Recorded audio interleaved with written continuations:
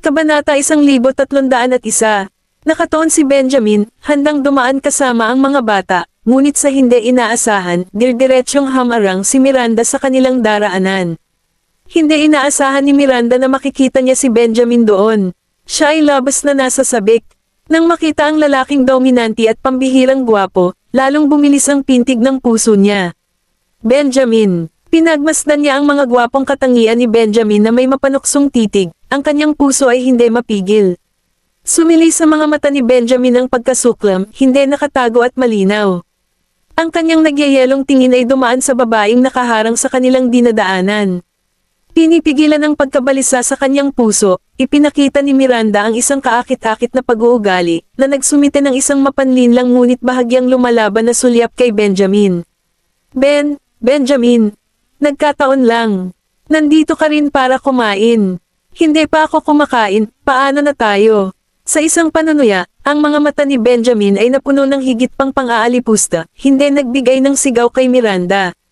Kilala ba kita? Sa pangit mong mukha, naglakas loob ka pang manligaw sa mga lalaki. Magwala ka, huwag kang hamarang sa daraanan ko. Nakakadiri ka, sambit ni Benjamin. Magkahalong putla at namumula ang mukha ni Miranda, nahiya sa pang-iinsulto ni Benjamin. Ang mga tingin sa paligid ay nakadagdag lamang sa kanyang kakulangan sa ginhawa. Frustrated, she cried out, "Bakit mo ako pinagsalitaan ng ganyan? Napansin ko lang na nandito ka at gustong kumustahin. Kung hindi, paratangan ako ni Arisa ng pagiging impolite." Siya ay naghihingalo na kalad ka rin si Arisa dito. Kung putulin ko ang relasyon ngayon, paano ako mapapansin ng iba? Lumalim ang tingin ni Benjamin. Tinitigan siya nito ng may mapanglo na kalungkutan. Sumunod sa likuran ni Benjamin ang 6 na maliliit. Nang makita si Miranda na walang kahihiyang sinusubukang akitin ng kanilang ama at patuloy na walang humpay, ang kanilang mga titig sa kanya ay naging mas nakakahiya. Anong walang hiyang babae, sinusubukang i-cozy up kay mommy. Maaari niyang gawin ang kanyang pagkilos sa ibang lugar. Sinaman ng tingin ni Benjamin ang kanyang mga bodyguard. Agad na humakbang ang dalawa sa kanila, sinamahan si Miranda sa gilid. "Let's go!" Tawag ni Benjamin sa mga bata, iniwan ang drawbridge dining. Nagmarcha ang 6 na maliliit, at nang madaanan nila si Miranda, hinarap pa siya ng mga ito. Walang hiya, nilalay nila. Namutla ang mukha ni Miranda habang nakatitig sa 6 na magkakahawig na maliliit, puno ng inggit, selos, at sama ng loob. Dati, nakikita niya lang sila sa malayo. Sa sandaling iyon, sa malapitan, nakikita niya ang 6 na maliliit na bata, kasing Pino at Katanji tanging tulad ng inukit na jade, na may kapansin-pansing pagkakahawig kay Benjamin. Hindi niya maiwasang mainggit sa magandang kapalaran ni Arisa. "Lumayo ka sa amin, baka pagsisihan mo." Mabangis na babala ni Zachary, nakita ang kanyang nakakatakot na titig. Ibinaba ni Miranda ang ulo, saka muling itinaas na may ngiti sa lobby. "Ako ang iyong tiyahin, Puff, wala ngang kapatid ang nanay ko. Walang hiyang babae ka, gumagawa ka ng relasyon out of thin air. Sinusubukan mo pang akitin ang tatay ko. Pangit na bruha." Sinadya ni Jasper ang pagtaas ng boses. Sa labas ng pribadong silid kainan ay ang pangunahing bulwagan ng restaurant, kung saan marami pa ring tao ang kumakain. Nang marinig ang mga salita ng munting bata, lalong lumakas ang paghamak sa mga mata ng mga nanonood kay Miranda. Binigyan ni Gavin si Jasper ng nagpupuri na tingin. Magaling si Jasper. Tinitigan din ng masama ni Tim si Miranda, saka sumunod kay Benjamin at umalis. Hindi makalapit si Miranda sa kanila. Sa sandaling gumalaw siya, mahigpit siyang hinawakan ng mga bodyguard. Sa takot na matamaan, hindi siya naglakas loob. Naharapin si Benjamin. Ang tanging nagawa na lang niya ay ang pagnangalit ng kanyang mga ngipin sa pagkadismaya, pagkikimkam ng sama ng loob sa mga ito sa kanyang puso. Nang makalayo na si Benjamin at ang 6 na maliliit na bata, sa wakas ay pinakawalan siya ng bodyguard at sinundan sila. Nanatiling kalmado ang ekspresyon ni Benjamin, hindi naapektuhan ni Miranda. Pagkaalis sa drawbridge dining, habang paakay siya sa kotse, tinanong niya ang mga bata, "Saan pa ninyo gustong pumunta para magsaya?" "Ayoko nang pumunta saan man," sabay-sabay na sabi ng 6 na bata, na medyo naiinis. Maliwanag, nasira ni Miranda ang kanilang kalooban. "Maganda ang mood namin, pero sinong mag-aakalang makakasagasa kami ng nakakainis na langaw, na nakakasira ng saya?" Nagningning ang mga mata ni Benjamin habang marahang tinatapik ang kanilang mga ulo, inaaliw sila, na sinasabing, huwag hayaang maapektuhan ng mga taong iyon ang iyong kalooban. Tumingin sa kanya ang mga maliliit at sinabing, sabi mo lang ay nakakadiri siya. Nagulat si Benjamin, tinitigan ang mga bata, nakalaunan ay tumungo bilang pagsang-ayon. Oo, nakakadiri siya, buti na lang at nasusuklam ka sa kanya, kung hindi ay lalo akong maduduwal. Bulong ni Zachary sa ilalim ng kanyang hininga. Nadama ni Zachary na ang kamakailang saloobin ni Benjamin kay Miranda ay angkop, na nagpaligaya sa kanya sa kaibuturan. Kung si Benjamin ay madaling maakit ng isang babae, hindi niya ito gugustuhin kilalanin bilang kanyang ama. Natigilan si Benjamin. Kabanata 1302. Si Gavin at ang iba ay lubos na nasiyahan sa kamakailang pagganap ni Benjamin. Nang makita ang isang supermarket sa hindi kalayuan, isang kislap ng pananabik ang sumili sa kanilang mga mata. Pagkatapos ay sinabi ni Gavin kay Benjamin, Mr. Graham, hayaan mo kaming uminom sa iyo. Oo. Ililibre ka namin ng inumin. Chimed ang iba bilang pagsang-ayon. Nang makita ang umaasang mga mata ng mga bata, lamambat ang puso ni Benjamin. Bihira lang ang mga bata na bumili sa kanya, kaya natural, natuwa siya. Oo naman, tumungo siya. Dinala sila ni Benjamin sa supermarket, kung saan ang maliliit na bata, na itinutulak ang kanilang shopping cart, ay mabilis na pumasok para pumili. Bawal ang junk food, sigaw niya. Nagsitakbuhan ang maliliit na bata sa malayo. Para bang ilang beses na silang nakapunta doon, pamilyar sa nakagawian. Sumenya si Benjamin sa kanyang mga bodyguard na sundan at protektahan sila, at pagkatapos ay siya mismo ang gumawa ng mahabang hakbang upang makahabol. Ang iilang maliliit ay nakatayo sa seksyon ng inumin, nagbubulungan at nag-uusap. Nang makita si Benjamin at ang mga bodyguard, mabilis silang nagwalas ng ilang bote ng inumin sa shopping cart at kumuha ng yogurt at prutas. Sa oras na maabutan sila ni Benjamin, halos tapos na ang mga maliliit na bata sa kanilang pamimili, na puno ang higit sa kalahati ng shopping cart. Handa na kami, nakangiting sabi ni Gavin, nakatingin kay Benjamin, nagre-report. Napatingin si Benjamin sa shopping cart, nakataas ang isang kilay. Iyon lang ba? Oo, pupunta kami kay Mommy, at ang ilan ay para sa kanya. Ang mga maliliit na bata ay tumingin sa kanya na may mga inosenteng mukha, ang kanilang mga mata ay bilog at curious. Itinuro ni Zachary ang nag-iisang inumin at ipinaliwanag, ito ay juice sa halip na naprosesong inumin. Ito ay talagang mabuti para sa iyong digestive system. Walang nakitang junk food si Benjamin. Tumango siya, senyales sa mga bodyguard niya na magbayad na ng bill. Bumalik sa kotse, bawat isa sa mga maliliit na bata ay nakatanggap ng isang bote ng inumin. Pagkatapos, iniabot ni Jessie ang isang bote na iba ang nakabalot kay Benjamin. Malumanay na sinabi ng boses, Mr. Graham, ito ang inumin na binili namin para sa iyo. Hindi naghinala si Benjamin, sa pag-aakalang ang mga bata ay tunay na nag-alok sa kanya ng inumin, tinanggap niya ito, tinanggal ang takip, at humigop. Manam, maasim, sambit ni Benjamin. Gayunpaman, ito ay lubos na pampaganya. Tama. Ito ay isang inuming pangtunaw. Hindi ba ito talagang masarap? Nakangiting sabi ni Zachary habang binubuksan ang sarili niyang bote at nagsimulang uminom. Ang mga bote ay mukhang magkatulad sa disenyo, ngunit ang mga lasa ay naiiba. Hindi pinansin ni Benjamin, ngunit nakita niyang medyo masarap ang inumin, kaya humigop pa siya ng ilang higop. Dapat magustuhan ito ng mommy mo. Bakit ngayon ka lang hindi kumuha para sa kanya? Sinulyapan ito ni Benjamin, nagbabalak na bumili ng bote para kay Arisa sa susunod. Walang laman ang mga stand. Pwedeng uminom ng yogurt si Mommy. Inosenteng paliwanag ni Gavin, punong-puno ng saya ang mukha habang hinihikayat si Benjamin na uminom pa. Okay, nang makitang masaya ang mga bata, uminom pa si Benjamin ng ilang higop. Wala nang masyadong natira sa bote dahil naubos na niya ang higit sa kalahati nito. Babalik na tayo. Malamang naghihintay na kumain ng duck confit ang mami mo. Sabi ni Benjamin. Sige, bumalik na tayo. Ang anim na maliliit ay maayos ang pag-uugali, hawak ang kanilang mga inumin, itinatango ang kanilang mga ulo, ang kanilang mga puso ay puno ng kagalakan. Matapos matiyak na komportable na silang makaupo, pinaandar ni Benjamin ang sasakyan at bumalik sa ospital. Sa kalsada, paminsan-minsan ay nagnanakaw ang mga maliliit na sulyap sa kanya. Sa sandaling igalaw ni Benjamin ang kanyang ulo, mabilis silang tumalikod sa kanila, si Benjamin ay nakatuon sa pagmamaneho, hindi napapansin ang mga banayad na aksyon ng mga bata. Nang malapit na sila sa ospital, nakaramdam siya ng pagkahilo sa kanyang tiyan.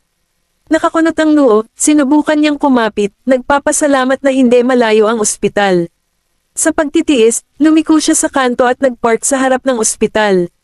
Mauna na kayo, may aasikasuhin ako. Aakyat na ako saglit, udyok ni Benjamin. Nakaramdam ng matinding kalabog sa kanyang tiyan, sumikip ang gwapong mukha ni Benjamin. Pagkatapos niyang turuan ang mga bata, dali-dali siyang tumungo sa banyo sa unang palapag ng ospital.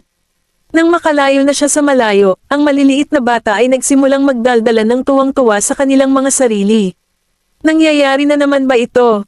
It must be. Namutla ang mukha niya. Haha. Kabanata 1303.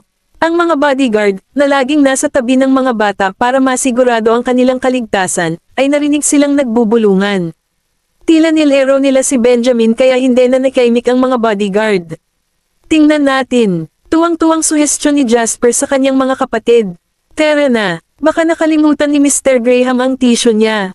Inayos ni Oliver ang kanyang salamin habang kumikinang ang malikot na kinang sa kanyang mga mata. Hindi napigilan ni Tim na matawa nang maisip ang kalagayan ni Benjamin. Sa tingin ko may toilet paper sa banyo. Alam niya dahil nakapunta na siya sa public restroom ng ospital noon. Baka naubos na lahat. Kinindatan siya ni Zachary. Mapapansin niya tayo kung pupunta tayong lahat. Tumingin-tingin si Jessie sa kanyang mga kapatid, iniisip na mas mabuting huwag na lang pumunta. Napatingin si Gavin sa iba. Sumang-ayon siya kay Jessie. Nagtatae siya. Sigurado ka bang gusto mong maamoy iyan? Kinilig si Zachary at ang iba sa isiping iyon at agad na itinanggi ang ideya. Hanapin natin si Mommy. Hindi magiging masarap ang duck confit kapag lumamig na, mungkahi ni Tim.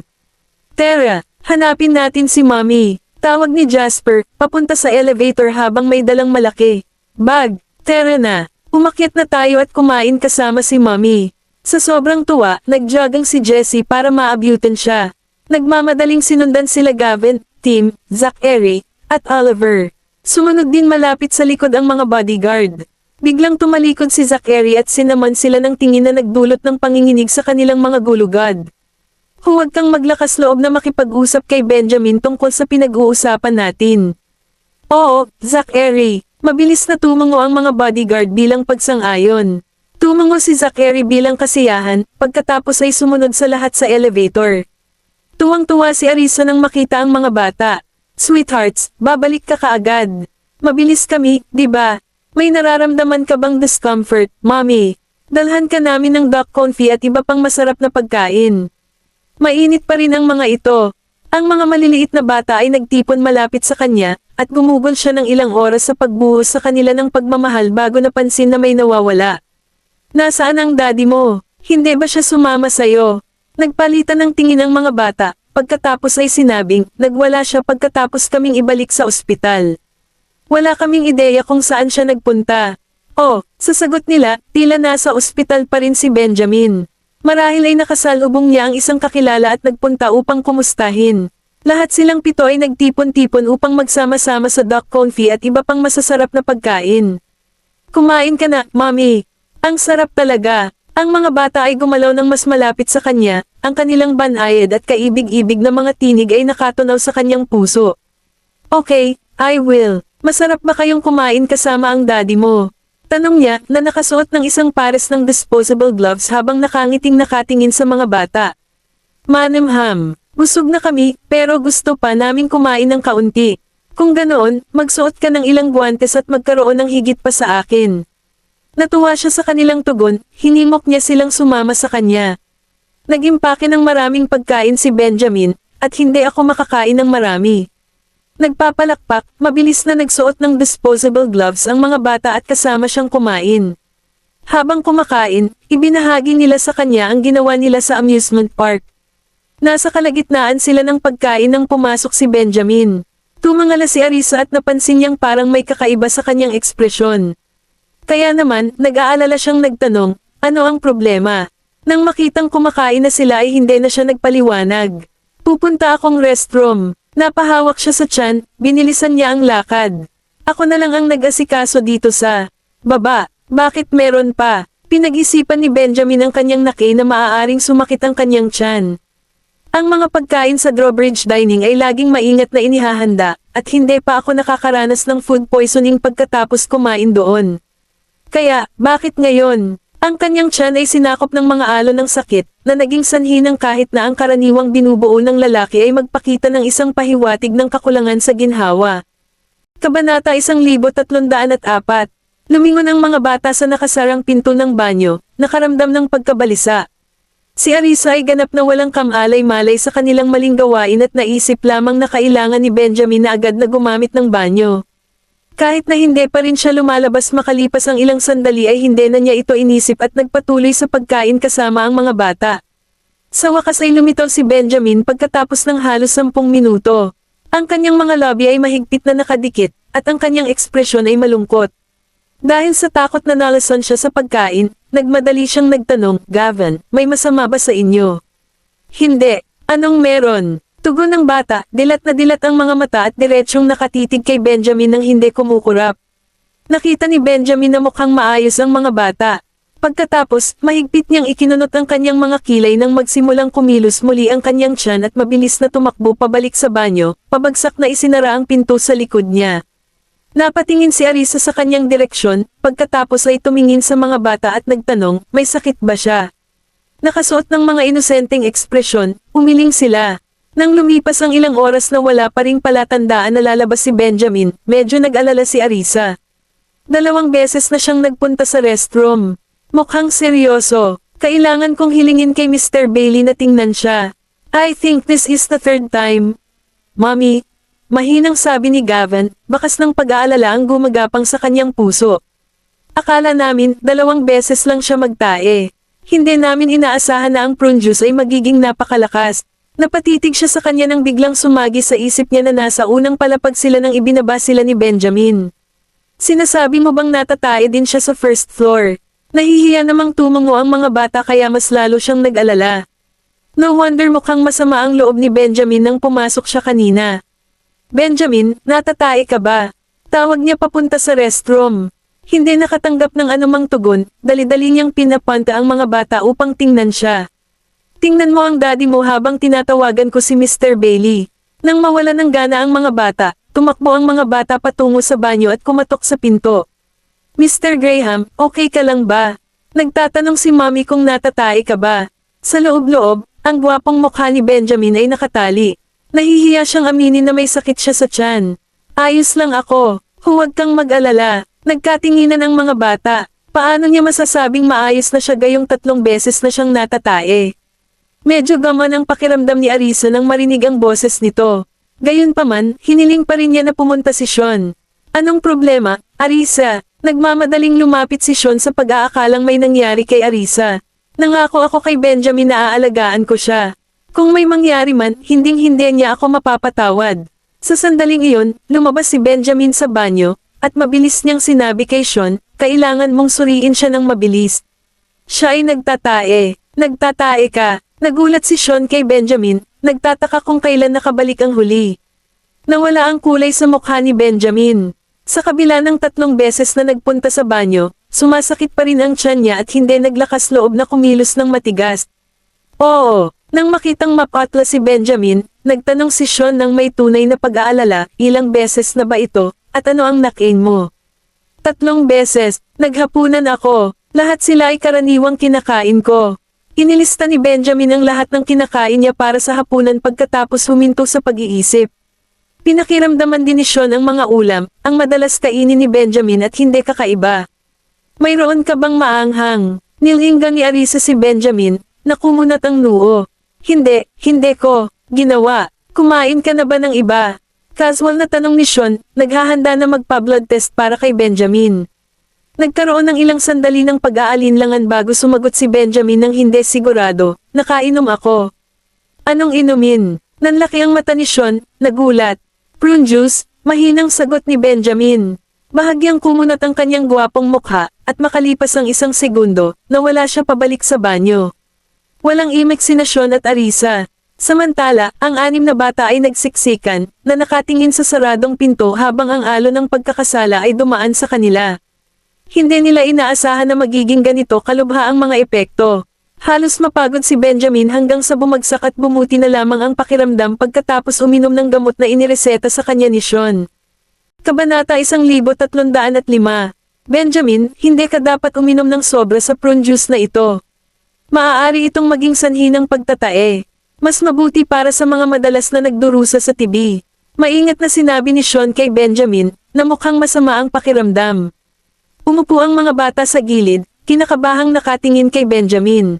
Mabuti, tumugon si Benjamin sa malalim na boses, nakaawang ang kanyang mga labi.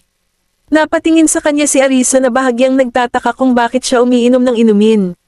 Umupo ka at magpahinga, uminom ka ng mainit na tubig.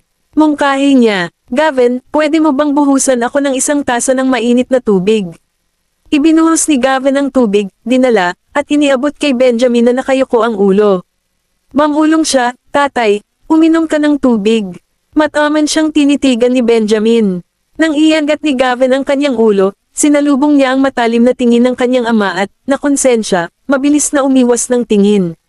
With a cold huff, Benjamin thought, I'm an idiot if I still can't figure out why I have diarrhea at this point. Little brat, nang makitang tinanggap ni Benjamin ang tasa, mabilis na tumakbo si Gavin pabalik sa kanyang mga nakababatang kapatid. Ang mga bata ay nangahas na hindi na magsasaya, maingat na pinagmamasdan si Benjamin, natatakot na baka pag-alitan niya sila. Sean, maaari ka nang magpatuloy sa iyong trabaho. Dapat ay maayos na siya ngayon, sabi ni Arisa, lumingon kay Sean. Aalis ako ngayon, kung gayon. Kung masama ang pakiramdam niya muli, ipaalam sa akin. Napasulyap si Sean kay Benjamin, alam niyang masama ang pakiramdam ng huli sa ngayon. Alam niyang hindi ito ang pinakamagandang oras para manatili, tumingin siya sa mga bata at saka umalis. Bakit ka uminom ng prune juice? Curious na tanong ni Arisa na napako ang tingin sa lalaking tense at guwapong mukha. Ilang beses nang nagpunta si Benjamin sa banyo, ang kanyang kutis ay mukhang hindi maganda. Sumulyap si Benjamin sa kanya, saka ibinaling ang tingin sa maliliit na brats, walang pakialam ang boses nito na may bahid ng hinaing. Inaalok sa akin ng mga bata ang inumin, kaya kinuha ko ito. Nagulat si Arisa, saka tumingin sa mga bata. Nang makita ang kanilang guilty expressions, hindi sila naglakas loob na salubungin ang kanyang tingin. Pinaikit niya ang kanyang mga mata. Halika dito, sabi niya, naging seryoso. Nagsabunutan ang mga bata bago sila tuluyang nakarating sa kanya, nakayuko ang bawat isa sa kanila. Bakit mo inaalok ang iyong tatay na prune juice? Kumunat ang noo niya, nagdududa na hindi nila sinasadya. Pagkatapos ng lahat, sila ay partikular na pumili ng prune juice. Napatingin sa kanya ang mga bata. Sumagot si Gavin sa malumanay na boses, pinarusahan kami ni Daddy, kaya gusto naming makipagbalikan sa kanya ng kaunti. Tiyak na marunong siyang magtanim ng sama ng loob. Sinaman ng tingin ni Benjamin si Gavin. Itong bastos, dati, matutuwa lang siya kung makakaganti siya kapag pinarusahan. How can behave so recklessly? Siya ang tatay mo, hindi ang kaaway mo. Ano bang masama kung dinidisiplina kanya kapag may nagawa kang mali? Pinarusahan din kita. Maghihiganti ka rin ba sa akin? Galit na galit si Arisa. Nagulat si Gavin, namumula ang maliit niyang mukha. Si Tim at ang iba ay natakot din. Mas nagalit pa si Arisa that time than the last. Natutuwa ka bang makita ang iyong ama na nasa ganoong kalagayan? Alam mo, naawa siya sa pagpaparusa sa iyo, kaya't inilabas niya kayong lahat ngayon. At ano ang ginawa mo? Sinadya mo siyang painumin ng prune juice na iyon. Hindi mo ba alam na mahina ang sikmura niya? Inaasar ako ng mga munting brats. Samimangot si Arisa. Sige, tigilan mo na yung pagiging mabangis mo. Tinatakot mo ang mga bata. Binuhusan siya ni Benjamin ng maligamgam na tubig, dinala ito sa kanyang mga lobby, habang ang isa naman niyang kamay ay marahang hinahaplos ang kanyang likod sa isang nakapapawi na ritmo. Hindi maganda ang magalit. Hindi ba ako magagalit? Tingnan mo kung ano ang ginawa nila. Pinandilatan ni Arisa ang mga bata. Nang makitang nakayuko ang kanilang mga ulo sa takot, hindi niya maiwasang makaramdam ng kirot sa kanyang puso. Mami, nagkamali kami. Maingat na tumingin sa kanya si Gavin, halos maluha-luha. Ang iba pang mga bata ay nagmamadaling humingi ng tawad. Mami, pasensya na po. Nagkamali kami. Mr. Graham, pasensya na po. Okay lang ako. Ilang beses lang akong nagpunta sa restroom. Masarap mag-detox. Ikinaway ni Benjamin ang kanyang kamay. Sumenyas sa mga bata na tumabi, habang marahan niyang pinapakalma si Arisa. Kumain ka ng tubig, huwag kang magalit, ginugulo lang nila ako, hindi naman ako galit, bakit ka? Kabanata 1306. Sinamon siya ng tingin ni Arisa. Pinagtatanggol mo pa rin sila, kahit na ginulo nila ang katawan mo. Am I not fine? Kung nag-aalala ka sa akin, why not? Sumandal si Benjamin at bamulong ng ilang salita sa kanyang tainga. Agad na namula ang tenga ni Arisa bago niya inilibot ang mga mata sa kanya. Ang kanyang mga kalokohan ay talagang nagawang iwaksi ang kanyang galit. Hindi ko sila papakawalan ng ganoon kadali. Sabi niya, I agree. I'm all ears. Ano ang gusto mong gawin? Sumang-ayon si Benjamin sa kanya. Nagpout si Arisa, sinulyapan siya, saka ibinaling ang tingin sa mga bata. Nanginginig ang mga maliliit habang nakatingin sa kanya. Masaya sana ang araw na iyon, ngunit tuluyang nasira ang kanilang magandang kalooban. Magsalita ka, tatanggapin mo ba ang iyong parusa? Tanong ni Arisa. Ang mga bata, nang aminin ang kanilang pagkakamali, ay sabay-sabay na tumungo. Tinatanggap namin ang parusa. Paano mo gustong maparusahan? Nakatitig lang si Arisa sa kanila, hinayaan silang pumili para sa kanilang sarili. Nagpalitan ng tingin ang mga bata, saka tumingin kina Arisa at Benjamin. Kasunod nito, masunurin silang lumipat sa sulok ng silid, kusang loob na nakatayo doon bilang isang paraan ng pagpaparusa sa sarili. Nang makitang nalungkot ang lahat, napabuntong hininga si Arisa. Mami, pwede ba kaming tumayo sa sulok bilang parusa? Kung hindi ka nasiyahan, maaari mo kaming bigyan ng panibagong palo. Pagtalikod, sabi ni Zachary sa kanya, pero seryoso siya. Ang sakit ng kamay ko na paluan kayong lahat. Muling sumiklab ang pinipigilang galit ni Arisa. Natuwa si Benjamin at sumama sa kanya. Seryoso niyang sinabi kay Zachary, tumayo ka ng maayos. Tumalikod si Zachary, sumama sa lahat sa pagmuni-muni sa kanilang mga pagkakamali. Sige, maliit na bagay lang yan. Huwag kang magalit, hindi ko kayang makita kang malungkot. Umupo si Benjamin sa tabi ng kama, inaalaw si Arisa sa kanyang mga bisig. Hindi mo ba nabanggit na minor issue lang noong nagpunta ka sa banyo? Ganti ni Arisa, medyo nakaramdam ng awkward si Benjamin. Masama ang pakiramdam niya kanina, kaya wala siyang mood na mag-alala sa kung ano-ano pa. Marami pang pagkain ang natitira. Gusto mo bang kumain ng marami? Ngumuso si Arisa bilang sagot. Sige na kumain ka na kung gusto mo. Natapos mo na ang negosyo mo, di ba? Kumaibat ang mga gilid ng lobby ni Benjamin. Walang laman nga ang tiyan niya, ngunit ang mga salita nito ay epektibong pumatay sa kanyang gana. Binili ko ito para sa iyo, ngunit medyo malamig ngayon. Painitin ko ito para sa iyo bago ka kumain. Hinawakan niya ang boxed meal at tumayo para initin muli. Pinagmasdan siya ni Arisa na nagmamadali, pagkatapos ay pinarurusahan ang panig. Iniisip niya kung masyado siyang nawalan ng galit. Tapos na, hindi ako makakain ng ganoon karami. Ngumiti si Benjamin at muling pamwesto sa harapan niya. Pagkatapos ay kinuha niya ang kanyang tinidor para pakainin siya. Ibuka mo ang iyong bibig. Habang pinagmamasdan ng gwapo nitong mukha, ibinuka ni Arisa ang bibig at kumain. Matapos siyang pakainin ng kaunti ay pinigilan siya ni Arisa. Kumain ka na rin. Nagtaas ng kilay si Benjamin, sumulyap sa kanya, at kumagat. Kapag pinarusahan ko si Gavin noon, makikigulo din siya sa akin. Walang espesyal ang nangyari ngayon, kaya huwag ka nang magalit sa kanila. Hininaan ni Benjamin ang boses at ipinaliwanag ito sa kanya. Ang mga bata ay malikot, at kailangan niyang disiplinahin sila ng kaunti. Gayunpaman, lahat ito ay give and take, kaya hindi na lumayo ang mga bata. Sinasabi mo bang masungit ako? Tumingin si Arisa sa kanya ng peking ngiti. Naningkit ang mga mata ni Benjamin. Humalaklak siya at sinabing, hindi. Ang pag-aaral sa kanila ay responsibilidad natin bilang mga magulang. Tumawa si Arisa, tamad na makipagtalo sa kanya tungkol doon. Tara, kumain ka pa. Kapag tapos ka na, iuuwi ko na ang mga bata. Sa ganoong paraan, hindi ka na maabala sa kanila. Tinukso siya ni Benjamin. Naiinis lang ako sa pagtingin ko sa'yo. Bakit hindi ka din pumunta sa sulok? Ganti ni Arisa na masiglang ngumunguya na parang kinakain ang laman nito. Kaya ko, pero payag ka ba? Hindi pa rin maganda ang pakiramdam ng tiyan ko. Pinaglalaroan ni Benjamin ang kanyang discomfort. Sinulyapan siya ni Arisa at ngumisi. Naglilingkod sa iyo ng tama. Kung alam niyang pipigilan siya nitong pag-alitan ng mga bata, hindi na sana niya tinawagan si Sean.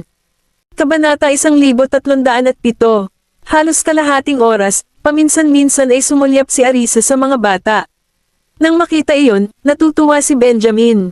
Ang parusang ito ay parusa din sa kanya, na talagang nagpapasakit sa kanyang puso. Sa kaibuturan ng kanyang puso, sinabi ni Arisa sa kanyang sarili na hindi niya kayang maglamang sa kanila. Kung hindi, kung may susunod na pagkakataon, ito ay hindi mabata. Benjamin, nauuhaw ako, hayaan mong buhusan kita ng tubig. Masigasig na binuhusan siya ni Benjamin ng maligamgam na tubig, para matugunan ang kanyang mga pangangailangan. Nakainom na si Arisa at naghahanap ng gulo. Kasalanan mo ang lahat sa pag-iimpake ng napakaraming pagkain. Masyadong maalat. Tumingin sa kanya si Benjamin na may seryosong ekspresyon. Masyadong maalat. Kung gayon, hindi na tayo pupunta sa drawbridge dining para kumain sa susunod. May nasagasaan pa tayong mga hindi kasiya siyang tao doon. WHO. Nagtataka si Arisa. Walang gaanong tao ang nakita ni Benjamin na hindi kasiya siya. Sino sa lupa ang nagawang magalit sa kanya? Kung sasabihin ko sa iyo, masusuklam ka, kaya ititigil ko na. Sinadya ni Benjamin. Naiwan si Arisa na nakabitin sa tabi niya, medyo naiinis. Sinigawan niya ang mga bata, Gavin, kilala niyo ba kung sino iyon? Nang marinig niyang tinawag niya ang pangalan niya, nabuhayan ng loob si Gavin. Mami, alam ko, babae iyon. Isang babae. Nag-iba ang tingin ni Arisa kay Benjamin, na may bahid ng pagkaasim. Anong babae? Tinulungan lang kami ni Daddy, kaya dapat din kaming magbigay ng kamay. Nagpalitan ng tingin ng mga maliliit at saka muling bumaling sa kanya at sinabing, ang nakakainis na babaeng yun. Pinagalitan pa siya ni Mr. Graham. Hindi niya hinayaang hawakan ang damit niya. Ayaw talaga sa kanya ni Mr. Graham. Nagpapasalamat na sinulyapan ni Benjamin ang mga bata, na pinahahalagahan ang kanilang pagsisikap na magsalita para sa kanya. Napatingin si Arisa sa kanila. May sumagi sa isip niya, pero hindi siya sigurado. Sino kaya iyon? Mami, si Miranda po. Sagot ni Zachary. Mahigpit na nagsalubong ang mga kilay ni Arisa. Pumunta rin ba si Miranda sa drawbridge dining para kumain? Paano kayo nagkakilala? Tanong niya. Nang bumalik ang mga maliliit, hindi nila binanggit sa akin ang bagay na ito. Kakatapos lang naming kumain at aalis na sana kami nang makasalubong namin siya sa hallway. Sinusubukan ng babaeng iyon na akitin si tatay, pero nakita niya mismo. Hindi siya nanligaw pabalik. Sa halip, tinawag niya itong pangit na mangkukulam. Sa sobrang sama ng loob niya, muntik na siyang malaglag on the spot. Sinabi sa kanya ni Gavin ang bawat salita ng walang pagkukulang.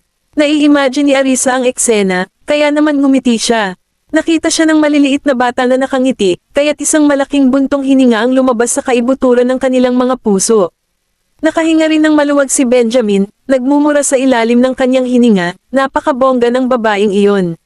Muntik na niya akong mapasok ka. Tumawa si Arisa. Masarap bang pag-usapan ng isang babae na ganyan? Ano ang malaking bagay? Hindi ko siya asawa. Wala akong pakialam kung sino siya. Malamig na bamantong hininga si Benjamin, hindi niya sinubukang itago ang kanyang pagkasuklam. Nakaramdam si Arisa ng kasiyahan sa kaibuturan ng kanyang puso. Nakakapanibago nga ang mga panlalait ni Benjamin. Nakita ba ni Miranda ang lahat ng bata? Tanong niya. Sa pag-unawa sa kanyang mga alalahanin, inaliw siya ni Benjamin sa pagsasabing, hindi siya maaaring magdulot ng anumang gulo. Inayos ko ang mga bodyguard na sundan ang mga bata, para hindi siya makalapit sa mga bata. Mommy, don't worry. Hindi tayo maloloko ng babaeng yan. Bulalas ni Jasper. Tumayo ka. Saway ni Arisa sa kanya. Inilabas ng maliit ang kanyang dila, pagkatapos ay, masunaring tumalikod at tumayo sa pwesto. Alam ni Arisa kung anong klaseng tao si Miranda. Ngayong nakita na niya ang mga bata, malamang na alam na rin ni Regan at ng iba pa. In the future, baka mapalapit si Regan sa mga bata. Araw-araw nila akong guguluhin kung may gusto sila. Halika dito. Sa sandaling siya ay tumawag, nagliwanag ang mga mata ng maliliit. Masunurin silang tumakbo, alam nilang hindi na niya sila parurusahan. Makinig kang mabuti. Simula ngayon, kung makikita mo sina Miranda at Regan, dumistansya ka. Huwag kang makihalubilo sa kanila. Naiintindihan mo ba? Tanong niya. Sabay-sabay na tumango ang anim na maliliit. Naiintindihan namin, Mommy. Mommy, mas asama silang tao. Dapat natin silang pansinin. Sarap na sarap si Arisa sabay tango ng ulo. Basta tandaan mo, Kabanata 1308. Sinulyapan ni Arisa ang oras at napagtantong maggagabi na, kaya inutusan niya si Benjamin, iuwi mo na sila. Sumulyap si Benjamin sa kanya at sinabing, ipapauwi ko sila ni Miguel. Sinaman siya ng tingin ni Arisa, ibinalik sa kanya ang sariling mga salita. Hindi mo ba sinabi na ikaw mismo ang mag-uuwi sa kanila? Bakit ngayon ka pa bumabalik sa iyong salita? Bilasan mo at iuwi mo na sila. Huwag ka nang mag-abala pang bumalik. Ibinuka ni Benjamin ang kanyang bibig sa pagtataka, iniisip kung ano ang ginawa niya upang muli siyang magalit. Hindi mo na ako pinapasok. Medyo naagrabyado si Benjamin. Tumingin si Arisa sa kanya, baka sa mga mata nito ang pagkatuwa. Hindi mo ba kayang magpalipis ng isang gabi sa bahay kasama sila? Maaaring umuwi si Arisa upang magpahinga kinabukasan kung magiging maayos ang kanyang check-up. Hindi ako makatulog nang wala ka. Reklamo ni Benjamin. Isang matamis na pakiramdam ang namumulaklak sa puso ni Arisa. Nahihiyang pinandilatan siya nito, hindi nahihiya, kahit sa harap ng mga bata. Nagtawanan ang 6 na maliliit, na nagpapakita ng kanilang pangunawa. Mami, dapat tayong bumalik ng mag-isa. Kung hindi, kailangang pumunta si Mr. Graham mula sa bahay. Magdesisyon ka kung ano ang gusto mo. Wala na akong pakialam, sabi ni Arisa, iniwan silang walang pakialam. Kung paano sila babalik. Tiningnan ni Benjamin ang kanyang namumungay na mukha, marahan itong kinurot, at sa isang malambot, mapanuksong ngiti, iminungkahi niya, paano kung iuwi na kita ngayon? Oo naman, nagningning ang mga mata ni Arisa. Nilinggan niya ito, nakabuka ang mga braso, humihingi ng yakap. Natuwa si Benjamin, magiliw niyang hinimas ang ilong nito. Maghintay ka lang, babalik ako kaagad pagkatapos kong ihatid ang mga bata. Benjamin, hindi mo tinutupad ang iyong salita. Sabi ni Arisa na nadidismaya. Manibiro lang kita, behave yourself. Parang bata na sinuyo siya ni Benjamin dahilan para mamula ang pisngi ni Arisa. Bye, Mommy. Tumingin sa kanya ang maliliit na bata, na ikinakaway ang kanilang mga kamay, at pagkatapos ay sumunod kay Benjamin pabalik. Pagtingin sa tahimik na silid, napakunot ang noo ni Arisa, hindi alam ang iniisip. Maya-maya, tinawagan niya si Bradley. Personal na pinauwi ni Benjamin ang mga bata. Gayunpaman, sa pagkakataong ito, ang bodyguard ay nagmamaneho habang siya ay nakaupo sa likurang upuan kasama ang mga maliliit. Daddy, pasensya na po. Bulong ni Gavin, muling humingi ng tawad kay Benjamin. Mr. Graham, pasensya na. Hindi ka namin dapat inalok ng inumin. Sunod-sunod na nagsorry sa kanya sina Zachary, Time, Oliver, at Jasper. Sumulyap si Jessie sa kanya at bamulong din ng paumanhin. Mr. Graham, pasensya na. Sige, basta aminin mo ang mga pagkakamali mo, ayos lang. Napatingin sa kanila si Benjamin. Hindi kita sinisisi. Sa huling pagkakataon na pinarusahan niya sila, siya nga ay medyo nagkamali, at ang kanilang hinanakit ay nabigyang katwiran. Tumingin sa kanya ang maliliit na bata, mahinang nagtanong, hindi mo ba talaga kami sinisisi? Nagtaas ng kilay si Benjamin, malalim ang boses habang nagtanong, may kailangan ka ba? Nagtawanan ng 6 na maliliit, saka agad umiling. Pagkaraan ng ilang sandali, hindi napigilan ni Jasper na sabihin, Mr. Graham, paano na lang namin kayo i-treat ng ilang panggabi na merienda? Akala niya ay magugutom si Benjamin pagkatapos magpunta sa banyo. Isang pagniwi ang sumilay sa mukha ni Benjamin, bakas ng inis ang makikita. Natatay ako pagkatapos kong inumin ang inuming inalok nila sa akin. Kung mangyayari ito muli, malamang na mauwi ako sa isang IV drip. Hindi ako nagugutom. Gutom na ba kayo? Tinitigan niya ang mga ito, gumanti ng tanong. Naiintindihan niya ang intensyon ng mga bata. Mr. Graham, alam kong natatakot kang kumain, pero hindi ka na namin gagawing kalokohan, talaga. Nang may paghingi ng tawad, naunawaan ni Zachary kung bakit tinanggihan ni Benjamin ang kanilang kabaitan. Tama, hindi na tayo manggugulo. Tumango naman ang iba bilang pagsang-ayon, na nangakong mag-aasal. Tiningnan ni Benjamin ang time nilang paghingi ng tawad, itinaas ang kanyang pulso, at sinulyapan ang oras. Gabi na, umuwi na tayo at maghanda si Edwin ng panggabing merienda. Kapag tapos ka ng maligo, handa na ang pagkain. Sa ganitong paraan, hindi na tayo magsasayang ng oras, sabi ni Benjamin. Naisip ito ng mga maliliit at napangiti. Oo naman, ipagluto natin si Mr. Whitley ng makakain. Mr. Graham, maliligaw ka na rin sa bahay bago kumain. Pagkatapos kumain, pumunta ka na sa ospital para samahan si Mommy. Mr. Graham, hindi mo kailangang mag-alala tungkol sa amin. Kaya naming alagaan ang sarili namin sa bahay. Sa pakikinig sa taos-pusong mga salita ng mga bata, marahang tinapik ni Benjamin ang kanilang mga ulo. Mabuti. Kabanata 1309. Pagdating nila sa bahay, inutusan ng mga bata si Edwin na maghanda ng hapunan. Mr. Whitley, natatae si Daddy pagkatapos kumain at nagugutom na naman siya. Pwede mo ba siyang ipaghanda ng merienda gabi-gabi? Kailangan niyang punuin ang tiyan dahil kailangan niyang pumunta sa ospital para samahan si Mommy sa lalong madaling panahon. Isang kibot ang sumabit sa sulok ng bibig ni Benjamin. Maaari ba nilang ihinto ang pagsasahimpapawid ng aking pagtatais sa lahat? Mr. Graham, nakainom ka na ba ng anumang gamot? Tanong ni Edwin, baka sa mukha niya ang pag-aalala habang nakatingin kay Benjamin. Oo, uminom ako ng gamot sa ospital.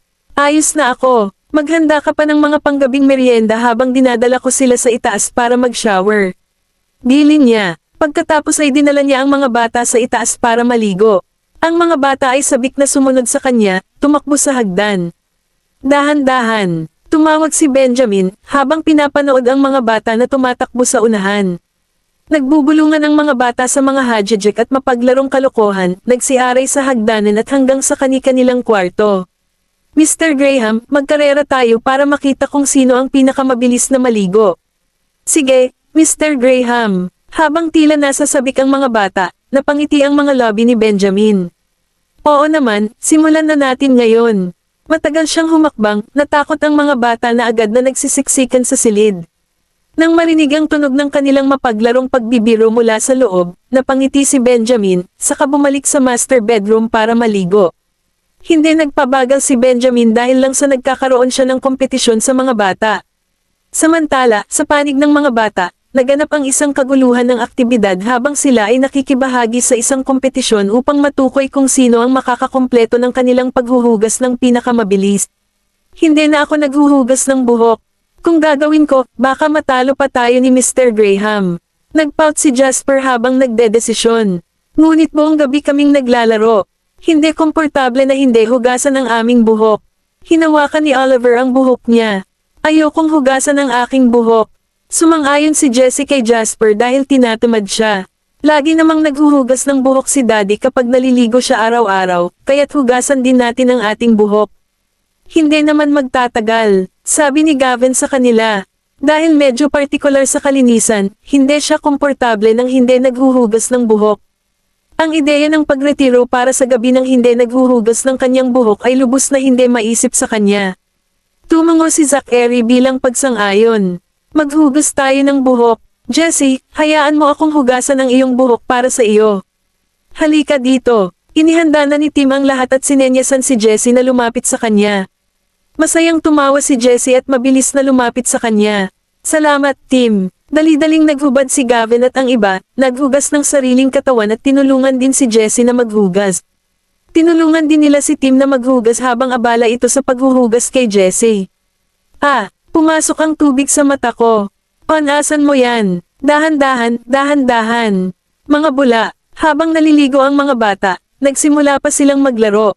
Gayunpaman, nanatili silang nakatutok sa kanilang kompetisyon kay Benjamin upang matukoy kung sino ang makakatapos ng kanilang shower sa pinakamaikling oras. Pagkatapos nilang maligo at magbihis, nagmadali silang pumunta sa master bedroom para hanapin si Benjamin.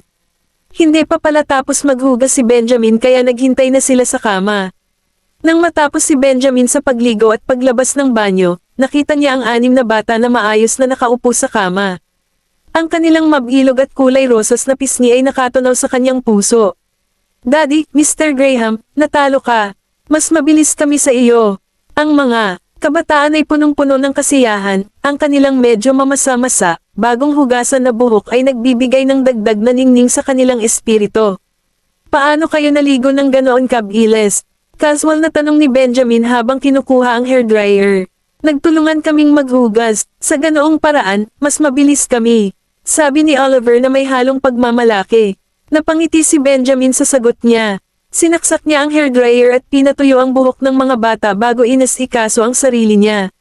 Siguraduhing patuyuan ang iyong buhok pagkatapos hugasan ito sa susunod. Okay, masunuring tumungo ang mga bata. Tahimik silang nakaupo, naghihintay na matapos siya. Nang bahagyang natuyo ni Benjamin ang kanyang buhok, itinago niya ang hairdryer, nagpalit ng mga sariwang damit, at pagkatapos ay ginabayan sila sa ibaba upang kumain ng ilang merienda sa gabi. Sumunod ang mga bata sa likuran niya, kumikinang ang mga mata habang nakatingin sa pambihirang gwapong si Benjamin. Puno ng paghanga ang kanilang mga mata. Napatingin sa kanila si Benjamin. Medyo nahihiya, mabilis na tumalikod ang mga bata. Bakit lahat kayo nakatingin sa akin? Bahagyang kumerba ang labi ni Benjamin habang lumalambot ang boses nito. Ang mga bata ay mahinang tumawa, pagkatapos ay mabilis na tumakbo pababa. Nahihiya ba sila? Bahagyang nakataas ang kilay ni Benjamin habang sinusundan sila. Kabanata 1310. Naghanda si Edwin ng isang spread ng alyo e olio, tater tots, at tinapay. Ang mga bata na nauna sa kanya ay kumikinang ang mga mata sa pananabik. Sabik silang umakyat sa hapagkainan, malalim na nilalanghap ang masarap na amoy mula sa pagkain. Mr. Whitley, napakaganda mo. Nakagawa ka ng napakaraming masasarap na pagkain sa loob ng maikling panahon. Napangiti si Edwin habang kumukuha ng mga mangkok at mahusay na inihain sa kanila ang mga bahagi ng alyo e olio. Hindi naman nagtagal. Nag-bake muna ako ng tinapay para ma-enjoy mo agad pag-uwi mo. Kitang-kita ang tuwa ng mga bata. Ang kanilang mga boses ay malambing at matamis habang ipinapahayag nila ang kanilang pagpapahalaga. Salamat, Mr. Whitley. Sabay-sabay silang tumunog. You're welcome. Halika, subukan ang alyo e olio na ginawa ko. Inilagay muna ni Edwin ang alyo e olio sa harap ni Jessie. Ang luto ni Mr. Whitley ay tiyak na kahanga-hanga, masasabi kong masarap ito kahit hindi ito natitikman. Matamis na sabi ni Jessie habang nakayakap sa kanyang mangkok. Si Edwin, na nasisiyahan sa kanilang tugon, ay nasa isang masayang kalagayan. Salamat, Miss Jessie. Mr. Whitley, maaari mo bang bigyan ng malaking bahagi si Mr. Graham? Mukhang si Mr. Graham ang pinakagutom na gutom sa atin, kaya dapat sapat na ang kaunting serving para sa iba sa atin. Bigyan mo lang kami ng kaunti, at ang iba ay ipaubaya kay Mr. Graham. Siyempre naman, natuwa rin si Edwin nang makitang maayos ang pakikitungo nila kay Benjamin. Agad siyang nagtipon ng isa pang malaking plato nang mapansin niyang papalapit si Benjamin. Biman, he remarked, Mr. Graham, maganda ang pakikitungo sa iyo ng mga bata. Partikular nilang hiniling na ihain ko sa iyo ang pinakamaraming bahagi at itabi ang pinakamaraming pagkain para masiyahan ka. Napatingin si Benjamin sa mga bata na hindi pa nagsisimulang kumain. Umupo siya sa unahan ng mesa, at agad na inihain ni Edwin ang isang malaking plato ng alyo e olio. Sige na, kumain ka na. Kapag busog ka na, humiga ka na sa kama. Okay, Daddy, you should start eating. We don't need to go out. Para dahan-dahan na tayong kumain. Napatingin sa kanya si Gavin at seryosong sabi. Napatingin si Benjamin sa mga bata. Kinagat niya ang alyo e olio at nakita niyang medyo masarap ito.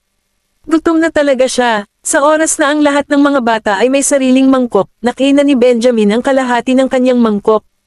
Mr. Graham, may natitira pa. Dapat ko bang ibigay sa iyo ang lahat? Inipon ni Edwin ang natitirang alyo e olio mula sa kawali at tinanong si Benjamin.